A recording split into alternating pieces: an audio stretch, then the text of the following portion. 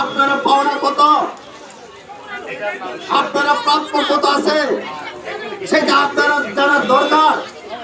যাতে আপনারা 34 টাকা দিয়ে পাওয়ার জন্য আপনারা দাবিদার ছিল, কিন্তু আপনারা 12 টাকা দিয়ে বিজেপিরা আপনাদেরকে সন্তুষ্ট করেছেন। সেটা হয় না বন্ধুগণ। আমার ন্যায্য পাওনা, আমার বাবার অধিকার, সেটা পেতে হবে।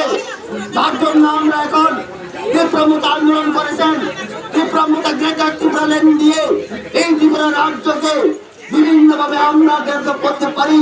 তার জন্য আমরা ত্রিপুরা ল্যান্ড দরকার, গ্রেটার ত্রিপুরা ল্যান্ড। তার জন্য আমরা গ্রেটার ত্রিপুরা ল্যান্ড দাবি করা হয়েছে বন্ধুগণ। প্রথমে আমরা দাবি 6ষ্ঠ তফসিল মোতাবেক, সেটা আমরা 7ম তফসিল পেয়েছে।